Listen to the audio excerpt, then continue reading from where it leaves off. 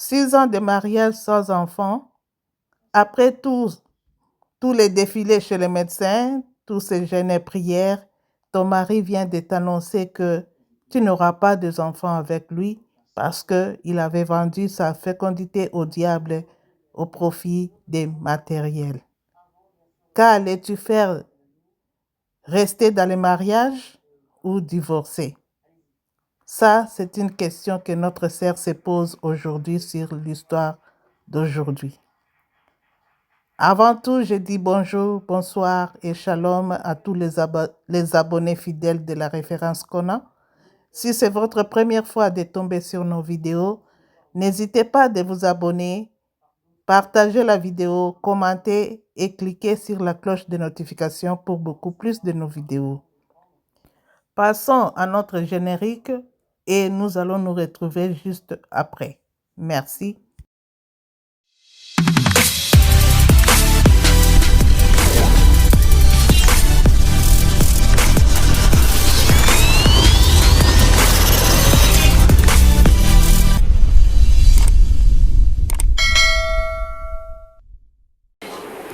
Je suis Mat Fossonou, j'avais 9 ans, mariée depuis 5 ans à M. Fossonou Joseph. Et mon histoire commence il y a 6 ans de cela. D'accord. Je rencontre mon mari dans notre église à l'époque. Voilà, et tout de suite, j'ai été attirée par lui parce que c'était quelqu'un de bien, quelqu'un de très engagé à l'église. Et voilà, j'ai senti quelque chose de bien en lui. Donc tout de suite, j'ai été attirée par cet homme-là.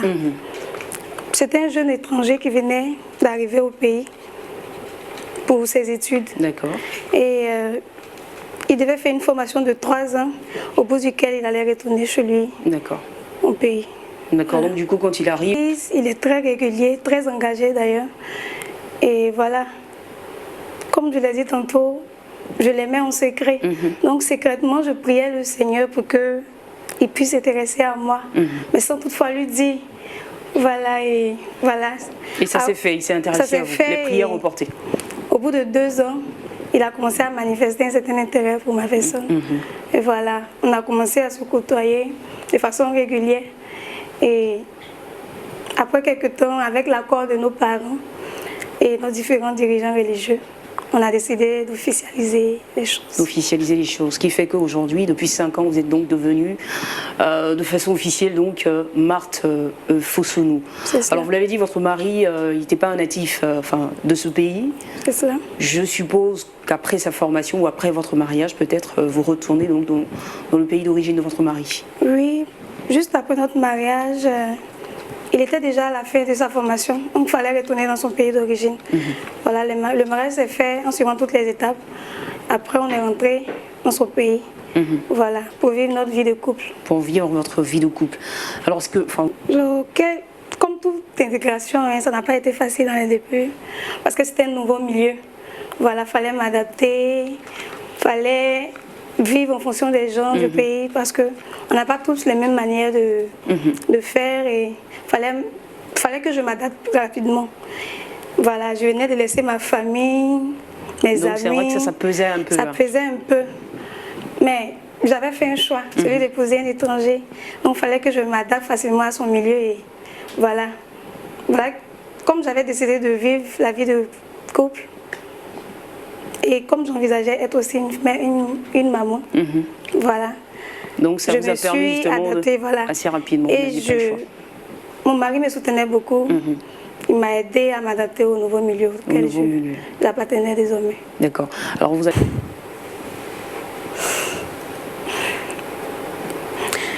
C'est justement là le problème, madame.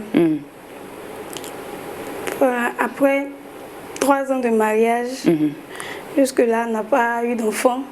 Et alors là, ça fait maintenant 5 ans. Voilà. Après 3 ans de mariage, on a commencé à s'intéresser voilà, de plus en plus à la question. Voilà, parce qu'on est jeunes, on aspire tous à être parents, vu qu'on est mariés. Et on a commencé à se soumettre à certains examens médicaux pour pouvoir vraiment voir dans quelle mesure concevoir. D'accord. Donc après 3 ans de mariage, vous avez commencé justement à manifester le désir en fait de devenir parents tous les deux. C'est cela. Et il y avait, enfin je vais dire, ça n'a pas porté de fruits. Ça n'a pas porté de fruits. Malgré tous les examens qu'on faisait, bon, il n'y avait pas d'anomalie en fait. De son côté comme du mien, il n'y avait pas d'anomalie. Les examens donnaient toujours des résultats, qu'on savait déjà. Mais on insistait toujours et puis on priait beaucoup pour que vraiment Dieu puisse intervenir pour changer la situation. Mais est-ce que je veux savoir, à quel moment est-ce que l'inquiétude véritablement a commencé à s'installer à votre niveau concernant effectivement cette incapacité d'avoir des enfants? Il n'y a pas trop longtemps, parce que ça fait 5 ans maintenant qu'on est mariés. Et comme je l'ai dit tantôt, on s'est soumis à une série de tests médicaux. Mais tous ces tests-là ont révélé qu'on n'avait pas d'anomalie. Donc on se posait, on s'interrogeait. Surtout moi, je m'interrogeais beaucoup sur la question de savoir, mais pourquoi, s'il n'y a pas d'anomalie, pourquoi on n'arrive pas à concevoir? Et donc, quelles sont les démarches, je veux dire, en dehors justement des démarches médicales que vous avez menées? Est-ce que vous avez entrepris autre chose pour justement avoir des réponses à cela? Comme je l'ai dit, au niveau spirituel, on était vraiment stable. On avait une vie de prière, mon mari et moi. Donc, je prenais des moments de jeûne. Je prenais des moments pour confier le sujet à mon Seigneur Jésus. Parce que je savais que il va au-delà de nos limites. Et là où on trouve un problème, lui, il nous dit qu'il n'y a pas de problème en réalité. Donc je lui confiais mon sujet pour que vraiment il puisse intervenir, pour que je puisse avoir la chance, la grâce d'être maman. La grâce d'être maman. Ouais. Avant d'aller plus loin, je veux savoir, tout le monde veut savoir qui est-ce que vous avez convoqué ce soir sur ce plateau et surtout la raison pour laquelle vous avez convoqué cette personne. Celle que j'ai convoquée, c'est ma meilleure amie. Voilà. C'est mon amie de très longue date. Elle est presque comme ma soeur. Vous partagez beaucoup de choses ensemble. On partage beaucoup de choses, tout pratiquement. Et j'ai pensé que c'était la personne idéale pour lui soumettre le problème. Le problème, d'accord. Mais qu'est-ce que vous voulez lui dire à cette amie? C'est vrai qu'on va la recevoir tout à l'heure, mais déjà, on aimerait bien entendre de votre bouche ce que vous allez lui dire tout à l'heure.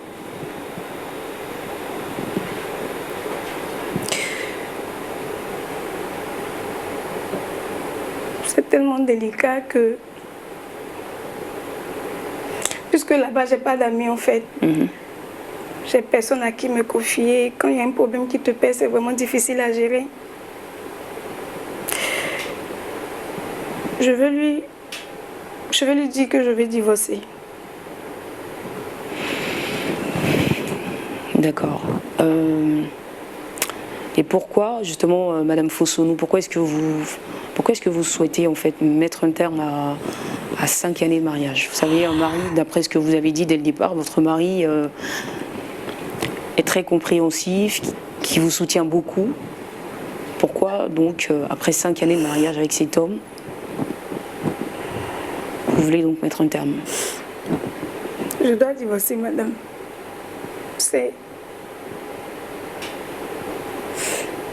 Vous pensez que on ne connaît pas encore la raison, mais vous pensez que votre raison est légitime? N'importe quelle femme aurait réagi de la même façon, bon, je suppose, mais... D'accord. Alors pourquoi est-ce que vous voulez donc divorcer? En fait, mon mari m'a confié il y a peu qu'il était à la base de notre infertilité.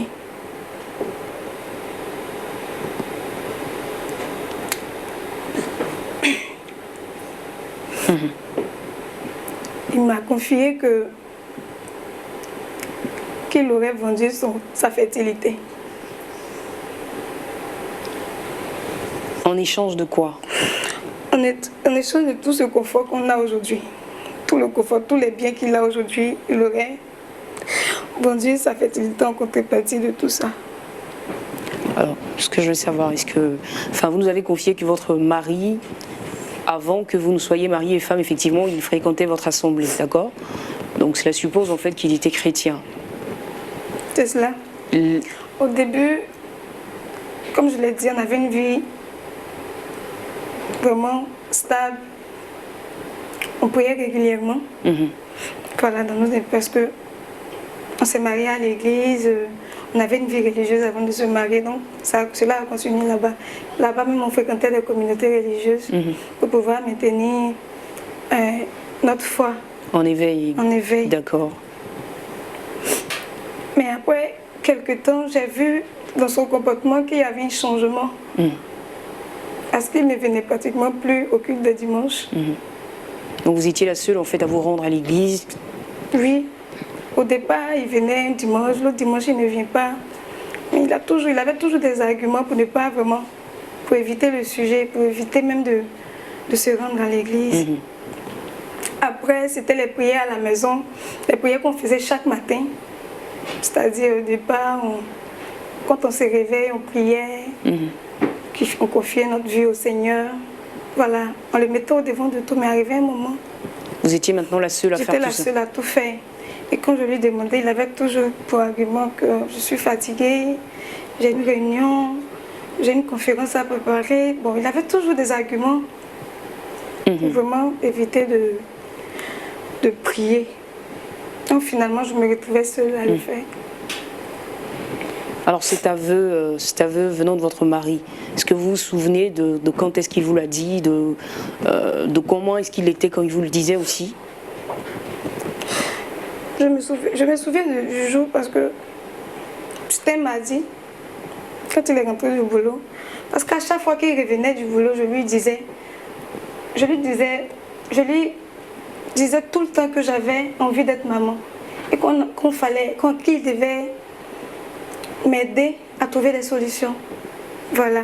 Je lui ai même proposé de rentrer au pays pour pouvoir confier le sujet à nos dirigeants religieux ici. Et il refusait tout le temps. Les gens, c'est pas la peine, on va prier ici, mais on va faire d'autres tests médicaux, Bon, il refusait pratiquement. Donc à chaque fois qu'il revenait, j'essayais de lui rappeler cela. Vraiment, je veux être maman.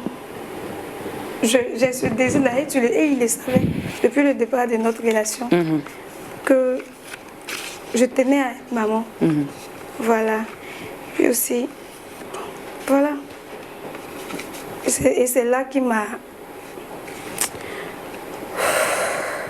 avoué qu'il avait vendu sa fertilité. Alors, ce que je veux savoir, je sais que pour une femme, effectivement, c'est pas facile d'entendre ça, surtout de la bouche de son époux. Je veux savoir maintenant vos rapports désormais, depuis qu'il vous l'a dit, quelle est l'atmosphère dans la maison, quels sont vos rapports vis-à-vis de votre époux?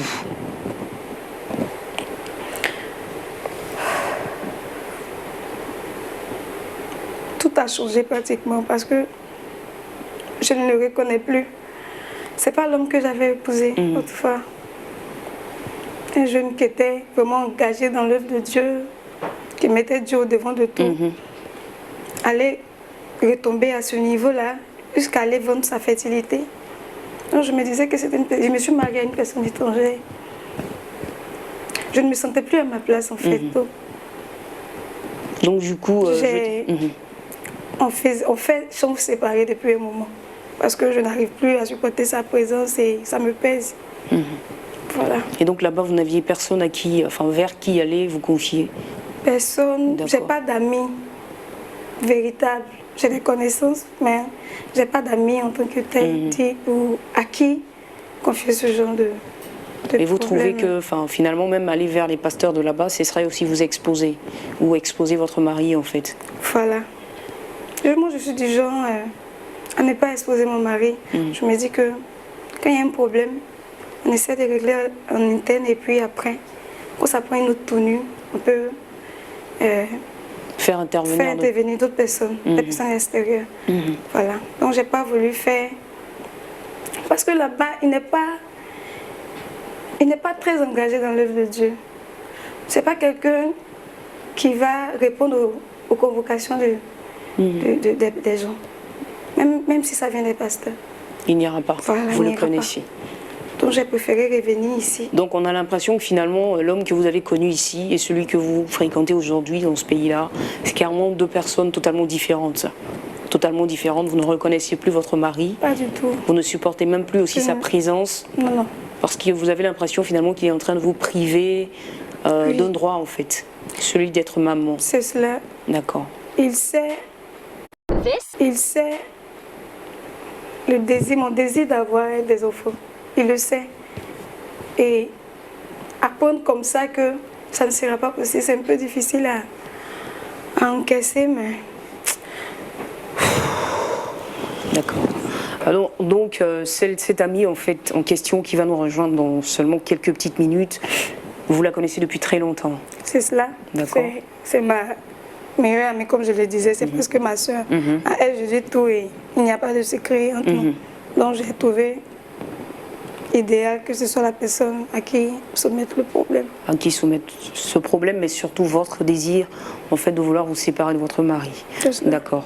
Mais voilà, en tout cas, bravo à vous, Madame Fosonou, pardon, justement, d'avoir partagé cette partie de votre vie intime donc avec nous. On ne va pas perdre de temps, on va recevoir tout de suite votre amie, elle va nous rejoindre sur ce plateau. Bien José. Oui, José. D'accord. Et voilà, vous êtes âgé aussi d'une vingtaine d'années. Oui. Vous travaillez en fait, vous exercez dans l'industrie du cosmétique. Oui. Ça veut dire que vous prenez soin des gens, physiquement parlant en tout cas. Merci beaucoup pour cette, voilà, d'avoir accepté l'invitation. Alors José, cette personne tout juste à côté de vous, vous la connaissiez très bien, semble-t-il. Alors, qui est-ce qu'elle est pour vous? José, je suis vraiment contente de la voir. C'est une amie de longue date. Voilà, on s'est connus et puis on est restés ensemble.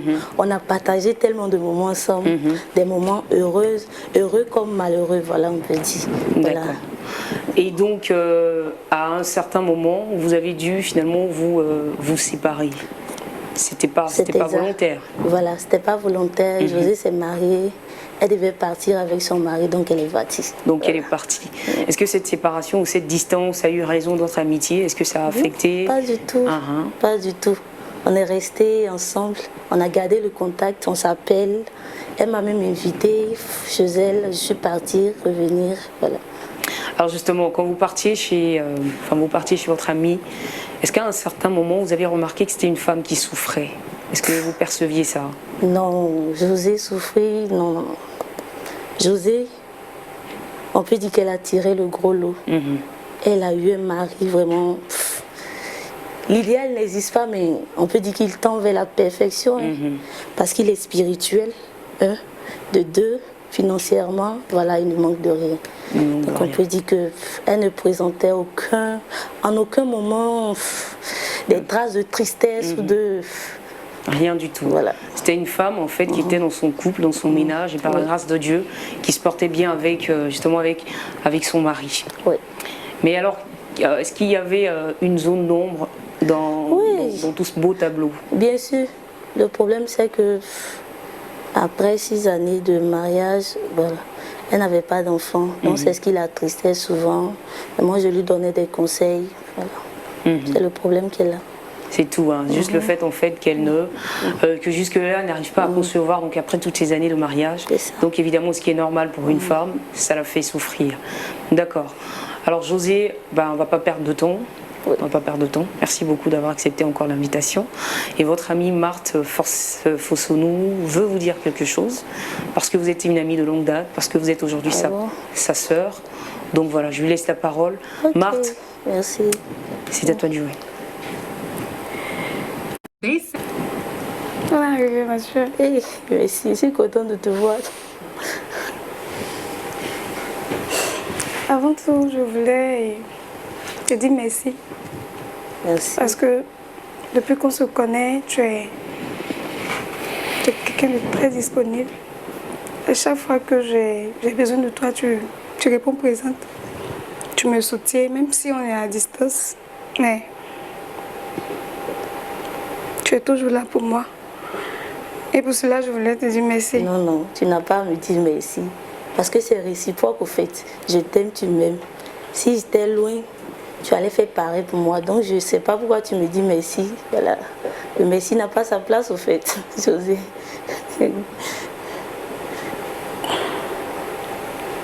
Si je t'appelais ici aujourd'hui, c'est... Ah, il y a quoi? Pourquoi tu es aussi triste? Pardon, faut pas m'inquiéter parce que je suis trop contente de te voir. Ah, José, pourquoi tu pleures? Je vais divorcer de mon époux. Pardon. Quoi? Attends. Je vais divorcer de Joseph. José, tu as quel problème? Pardon, faut pas me dire ça. Donc tu m'as appelé ici la plume. Ça me dit que tu as divorcé. Moi qui prenais ton mariage comme un exemple. Là, José. Je ne peux plus rester Pardon, dans ce faut foyer. pas me dire ça. Tu vas me dire que tu vas divorcer. Pardon, José, faut pas divorcer. Ou bien parce que tu n'as pas d'enfant, tu veux divorcer. José, s'il te plaît, quand tu pleures, tu me donnes envie de pleurer. Pardon, écoute-moi. S'il te plaît, sèche tes larmes et écoute-moi. Ne pleure pas. Les enfants, c'est Dieu qui donne. Tu n'as pas à te lamenter. Je t'ai dit que je ne Dieu a le pouvoir, Dieu est le Dieu. Les cas impossibles, quand il n'y a plus d'espoir, fais recours à ton Dieu. José, tu as trop la foi pour baisser les bras maintenant, José. Rappelle-toi des moments de prière que nous avons pris. Tu ne peux pas me dire que tu es découragé parce que... Je ne pourrai plus avoir d'enfant. Je ne pourrai pas avoir d'enfant tant que je suis encore dans ce foyer-là.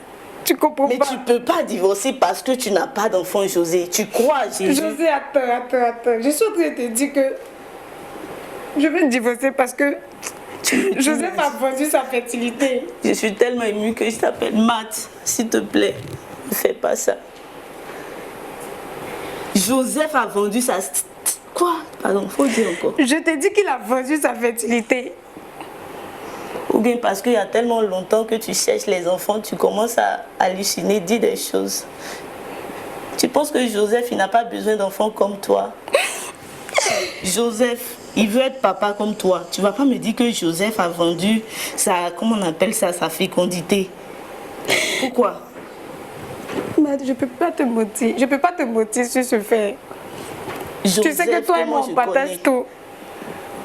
Joseph qui m'a appelé et qui me disait que Joseph m'a avoué qu'il a vendu sa fertilité. Mais pourquoi il a fait alors? Joseph a vendu sa... Je ne peux plus rester là-bas. Pardon, il ne faut pas divorcer ma soeur. Matt, pardon, ne divorce pas. Tu te rappelles des fois où je priais pour avoir un enfant?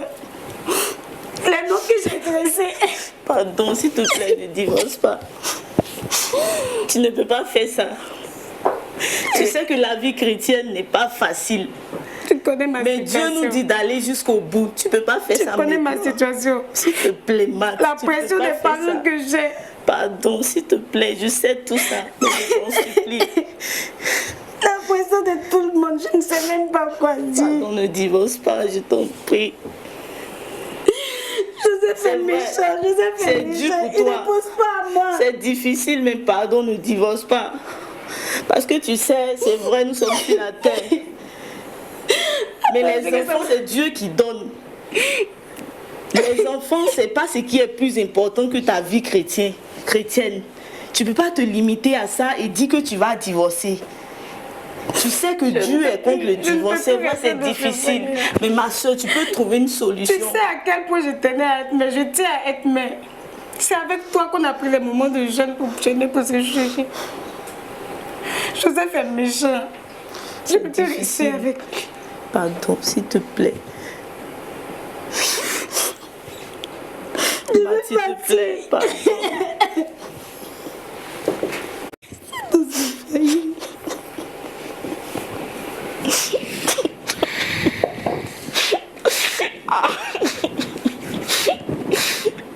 Ne t'en va pas, je t'en supplie, ma soeur, ne t'en va pas. S'il te plaît, ne t'en va pas, je t'en supplie. S'il te plaît. Je ne sais plus quoi faire. Pardon, c'est difficile. Je ne sais plus quoi faire. Mets ta confiance en ton Dieu, pardon. Toi qui vivais une vie si heureuse, comment tout a basculé? Attends, dis-moi, je ne ferai pas une bonne mère. Joseph est méchant, c'est pas ce qu'on s'était dit. Ma soeur, je ne sais pas quoi te dire.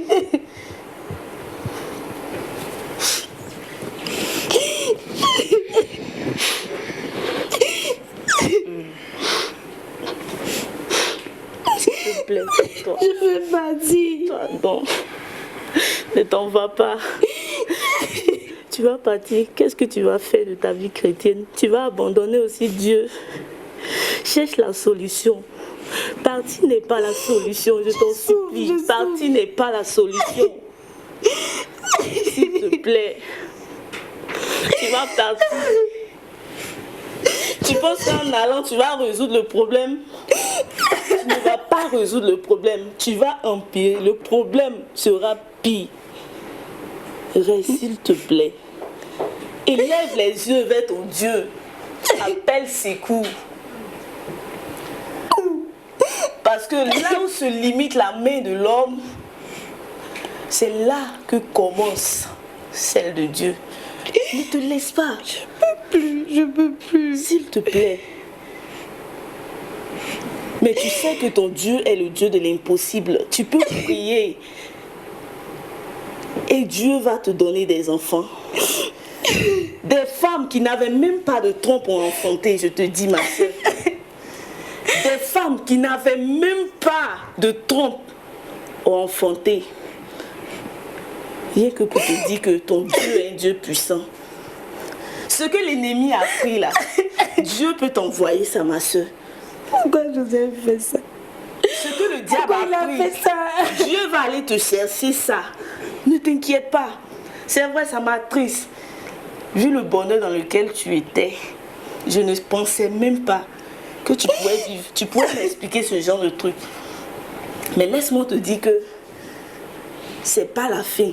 Ça ne fait que commencer. Dieu t'a mis auprès de Joseph. Ce n'est pas pour que tu baisses les bras. C'est pour que tu ailles de l'avant avec lui. Joseph est méchant. C'est vrai.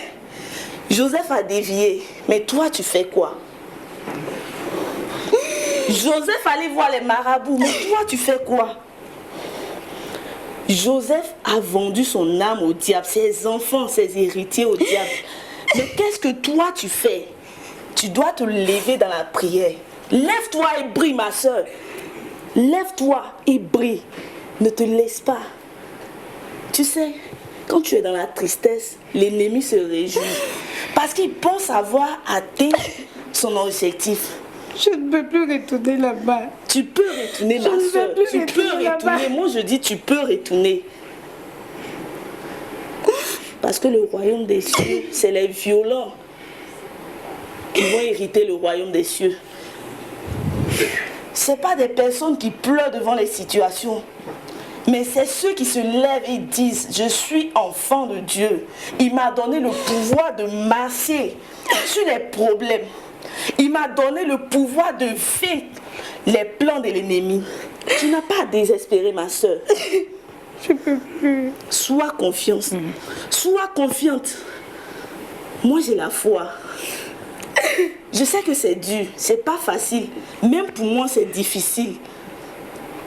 Mais ton Dieu est mort à la croix pour toi. Il n'a pas dit que tu couleras. Il n'a pas dit que tu vas sombrer. Il dit, tu vas briller, ma soeur. Tu vas marcher sur les serpents, sur les scorpions. Tu as compris? Je crois que c'est des paroles qui tombent vraiment au moment où il faut. Tu sais, je veux bien pleurer, me lamenter comme toi. Je peux le faire. Mais je me dis que si je pleure, je me lamente en même temps que toi, l'ennemi sera dans la joie. Joseph est méchant. Joseph est méchant. Ne vois pas Joseph, mais vois que c'est un combat. Dieu te met là pour combattre. Dieu te met là pour prouver à Joseph que Dieu est merveilleux, il peut tout faire. Tu n'as pas à pleurer, ma soeur. Tes larmes là ne pourront rien faire. C'est douloureux, ça me fait mal. Mais je ne vais pas pleurer. Je ne vais pas aussi te laisser sombrer. Je vais te soutenir. On ira jusqu'au bout. Un marabout peut faire quoi devant Dieu? Un féticheur a quel pouvoir devant toi, ton sauveur? Il peut le faire. Mais quand Dieu se lève, il est à terre. Quand Dieu est là, il fléchit genoux. Ça veut dire que ta fécondité, Dieu va l'arracher. Et tu vas faire ton enfant au nom de Jésus. L'enfant sera tellement joli que les gens vont penser que vraiment, je ne sais pas quoi dire. C'est pour te dire que ne désespère pas. Si tu es là, ma soeur, il ne faut même pas pleurer. Parce que quand tu pleures, j'ai l'impression que le diable commence à se réjouir. Pardon, il faut te taire. Il ne faut même pas pleurer. Et profite pour la faire. C'est une amie vraiment formidable. Avec le pasteur Brahima, on parlera justement tout à l'heure de cette amie qu'elle a choisie dans sa vie et qui lui donne une orientation par rapport à sa vie. Mais avant de donner la parole au pasteur Brahima, est-ce que quelqu'un dans le public souhaiterait justement intervenir sur la situation de Madame Fossounou? Quelqu'un veut intervenir? Une femme, un homme dans le public? Dire quelque chose? Oui, le micro, prenez-le juste à côté. Shalom, ma sœur. Shalom. Donc, je voulais en fait intervenir sur cette amitié. Parce que Dieu ne fait jamais rien au hasard. Ma sœur, je te dis vraiment, je ne suis pas à ta place, mais ce que ton ami a dit, c'est vrai. Luc 10, 19. Je vous ai donné le pouvoir de marcher sur les serpents et sur les scorpions, ainsi que sur toute la puissance de l'ennemi, et rien ne pourra vous nuire. Lorsque tu as accepté Jésus-Christ, tu as donné ta vie à Jésus. Ce n'est pas à un homme que tu as donné ta vie. Et si tu t'es marié avec cet homme-là, Jésus savait aussi que tu avais la force de le soutenir lorsqu'il allait tomber. Confie-toi en l'Éternel. Sois comme la montagne de Sion. Tu verras, le Seigneur Jésus est fidèle. La parole déclare que quiconque croit en lui ne sera jamais confus. Ne tombe pas dans la confusion, mais soumets-toi à Christ. Lève-toi et combat comme une vraie chrétienne. Amen. Sois bénie. Amen, shalom, et puis merci beaucoup, chère sœur. Une autre personne, une autre intervention. Oui, d'accord, allez-y, le micro, prenez-le. Voilà, ils vont vous le passer, ne vous en faites pas, ils vont vous le passer. Allez, prenez le micro, voilà. Shalom, cher frère. Alors, à Madame Fossounou, qu'est-ce qu'on peut dire? Ok. Bon, je voudrais saluer l'ami pour tous ses conseils et dire à ma fille de ne pas se décourager. Moi, je connais un couple, pasteur, je dis pasteur, des amis. Ils sont mariés pendant 11 ans, 0. Et c'est eux qui vont prier pour les autres et les autres enfantent. Mais la 12e année, voilà, le miracle s'est opéré. Le couple a eu un enfant. Et quand l'enfant a marché là de 1 an et demi, j'ai dit, le pasteur est venu dans le temple. Maman, se rouler comme ça, il ne sait pas comment dire merci à Dieu. Les 2 ans qui ont suivi, encore un autre enfant. Je pense que maintenant, ils doivent avoir 3 ou 4 enfants. Donc, c'est pour dire à ma fille, 5 ans, c'est beaucoup, mais c'est peu. Pour tout ce qui est devant, qu'elle prenne courage, qu'elle saisisse les conseils que son ami lui a donnés, et elle n'a qu'à se lever dans la prière. Rien n'est impossible devant Dieu. Le marabout, il a fait, d'accord. Lui a laissé le temps. Mais au moment venu, elle-même, elle va dire, ah, et si j'étais parti, voilà. Donc, je l'encourage à rester et qu'elle se lève dans la prière et confie son sujet à Dieu. Et fléchit genoux, et confie tout. Voilà ce que je voulais Merci beaucoup. dire. Voilà. Merci beaucoup, cher. Marthe, beaucoup de courage. C'est une épreuve. Vous voyez cela comme une épreuve, juste une épreuve. Et on ne peut pas connaître l'homme. Parce que la Bible déclare, qui peut connaître l'homme? Son cœur est tortueux par-dessus tout.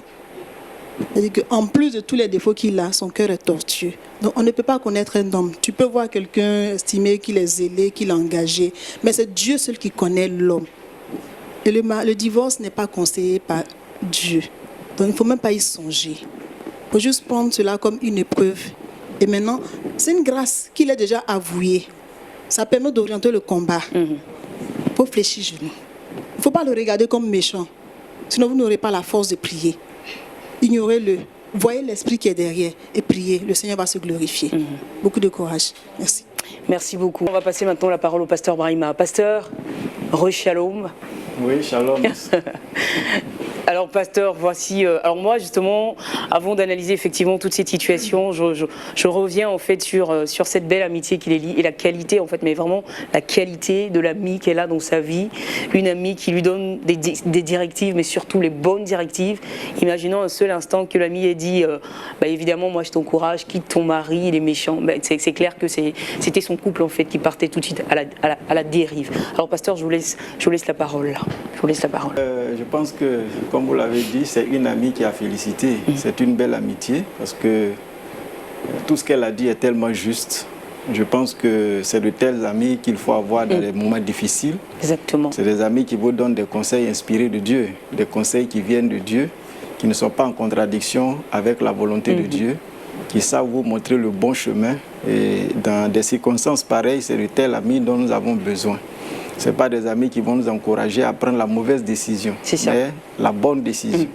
C'est de cela qu'il s'agit et je voudrais féliciter son ami pour tous ses conseils. Devant tout ce qu'elle a eu à dire, c'est comme si nous-mêmes n'avions plus rien à dire. Nous n'avons qu'à abonder dans le même sens. Voilà. Mais en même temps, pasteur, parfois on se dit, quand on n'est pas dans la situation, on a toutes les bonnes paroles qui vont avec. Mais c'est très difficile quand on vit soi-même la situation, effectivement, de pouvoir appliquer tous ces conseils-là aussi. Oui, c'est vrai, mais la parole de Dieu est la même. Dans ce qu'elle dit pour nous encourager, que ce soit nous ou quelqu'un d'autre, la parole de Dieu est la même. C'est dans ce sens-là, je pense que c'est sur la base de la parole de Dieu qu'elle donne ses conseils. Elle s'appuie sur ce que Dieu a déjà dit pour l'encourager. Voilà, donc il n'est pas question ici de dire qu'elle n'est pas dans la même situation. Je crois qu'elle ressent, même si elle ne ressent pas de la même façon, mais pour l'avoir côtoyée pendant des années, pour avoir vécu avec elle, avoir partagé certainement certaines de ses peines et son bonheur aussi, elle sait à peu près ce que son ami souffre. C'est pour cela qu'elle s'est pliée en deux, pour lui donner tous ses beaux conseils, pour l'encourager à prendre la bonne décision. Donc, we're here. Hey, you must be Milo. Au conseil, comme les uns et les autres l'ont dit, c'est ce qu'il faut faire. La Bible n'encourage pas le divorce. Mais je voudrais revenir au départ de leur union. Vous savez, on ne le dira jamais assez, le mariage, c'est un engagement très sérieux devant Dieu. J'ai bien écouté le départ, il disait qu'ils ont commencé à se côtoyer. Après, on a officialisé. Il disait même au départ qu'il était bien gentil. Et puis, j'ai commencé à prier pour qu'il s'intéresse à moi. Bon, je n'ai pas entendu dire que j'ai prié, j'ai été convaincu que c'est la volonté de Dieu. Je pense que cette union qui engage toute notre vie et qui est capable même de mettre en danger notre salut, il ne s'agit pas de regarder juste certains aspects extérieurs. L'autre est gentil, il est beau, tout ça c'est important. Mais est-ce que j'ai pris du temps pour prier? Est-ce que je suis convaincu que l'union dans laquelle je m'engage est celle que Dieu veut pour moi? Ça, c'est très important. Je ne dis pas que ceux qui sont mariés selon la volonté de Dieu n'ont pas d'épreuves. Les épreuves peuvent venir de toutes parts. Mais je relève l'élément parce que c'est ce qui est ressorti au départ dans l'histoire. Pour dire à tous ceux qui nous écoutent que l'union du mariage est tellement important, c'est sacré. Donc, il ne faut pas s'y engager comme ça, sur des bases, je ne dirais pas qu'elles ne soient pas importantes, mais pour moi, ce n'est pas suffisant. Voilà, que quelqu'un soit beau, qu'une femme soit belle. Mais quand on est dans l'église, on a un Seigneur sur notre vie à qui il faut demander conseil avant de nous engager. Il faut voir, est-ce que là où je m'engage, là, est-ce que c'est la volonté de Dieu? Est-ce que Dieu est d'accord avec moi? Est-ce que je suis convaincu que la voie que j'emprunte, c'est une voie approuvée de Dieu? Et quand on rentre dans une voie qui est approuvée de Dieu, quelle que soit l'épreuve, le Seigneur vient à notre secours. Voilà, je dis juste ça pour interpeller les uns et les autres, parce que le mariage, c'est une relation tellement sérieuse. Et nous savons aujourd'hui dans notre société combien le mariage est attaqué de toutes parts. Mais si la base est fausse, vous voyez déjà que vous êtes déstabilisé dès le départ, ce serait difficile pour vous de mener la bataille pour glorifier vraiment le nom du Seigneur. Je voudrais sur ce aussi continuer à l'encourager comme sa camarade, son ami l'a fait. Le divorce n'est pas de la volonté de Dieu. Son mari l'a trahi, ça c'est clair. Il a même abandonné la main de Dieu puisqu'il allait jusqu'à voir un marabout pour vendre sa fécondité, comme elle le dit. Mais je suis convaincu que, comme sa camarade lui a dit, Dieu est capable du miracle. Il est le Dieu de l'impossible. Elle doit se ressaisir. De même qu'au départ, elle s'est mise devant Dieu dans la prière, c'est maintenant qu'il faut se lever justement pour que Dieu démontre qu'il est le Dieu de l'impossible. Donc elle ne doit pas abandonner, elle doit se mettre à genoux, prier, demander vraiment la grâce de Dieu. Si elle a vraiment aimé ce monsieur, c'est le moment de dire, Seigneur, cet homme-là, il faut qu'il revienne à toi, parce que c'est aussi une âme à sauver. Alors Marthe, ce que j'ai remarqué aussi, c'est que vous ne portez pas votre alliance, c'est volontaire? C'est volontaire, parce que après sa révélation, je n'ai pas trouvé nécessaire de porter la bague, parce que vous ne vous considérez plus comme mariée? Je ne me considérais plus comme mariée.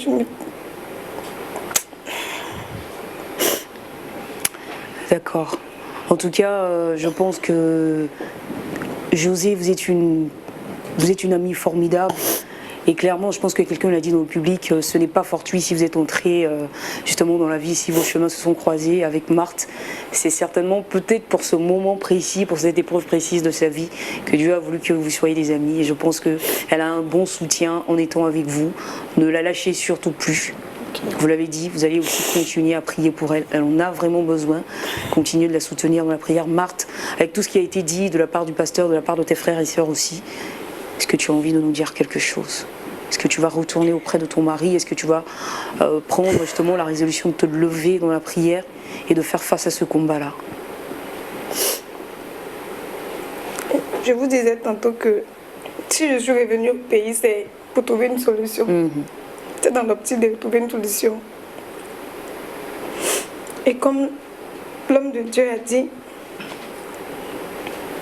je vais prier pour mon mari. Alors Marthe, arrêtez de pleurer. Dites-moi, est-ce que vous aimez toujours votre mari? Je l'aime. Je ne cesserai pas de l'aimer.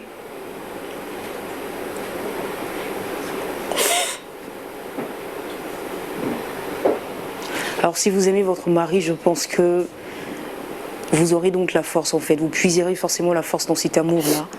D'accord? Pour prier pour lui, pour le porter devant le Seigneur, afin que cette situation effectivement tourne à votre avantage. Rien n'est perdu, vous le savez, rien n'est perdu. Et croyez que vos prières ne tombent pas dans des oreilles de sourds, mais plutôt dans les oreilles du Dieu qu'on appelle aussi le Dieu de l'impossible. D'accord? Alors José, vous ne vous attendiez pas à ça en venant sur ce plateau, mais vous gardez le sourire comme s'il n'y a pas eu de mauvaises nouvelles. Et j'aime bien cette force, cet état d'esprit que vous avez. Vous avez quelque chose à dire encore à votre ami? Comme je le disais tantôt, et comme l'homme de Dieu l'a dit, Dieu est capable de tout. C'est pas le moment de baisser les bras. C'est clair. Ça veut dire que c'est maintenant que ça commence en fait. C'est maintenant que tout commence. Voilà. Alors, pasteur Brahima, elle a dit qu'elle aime toujours son mari, elle ne cessera jamais de l'aimer. Donc, je pense que déjà, elle aime parce qu'elle, effectivement. Très chers abonnés, nous voici à la fin de notre témoignage d'aujourd'hui. Rien à commenter. Profitons de tous ces conseils de nos frères et sœurs. Tout ce que je vais vous demander, c'est de partager la vidéo. Partagez-la massivement. Il y a une personne quelque part qui a le même problème, peut bénéficier de tous ces conseils et toutes ces paroles bibliques pour le fortifier et avoir des solutions à son tour. Merci beaucoup. On se retrouve prochainement dans un autre article. Je dis shalom et bye bye.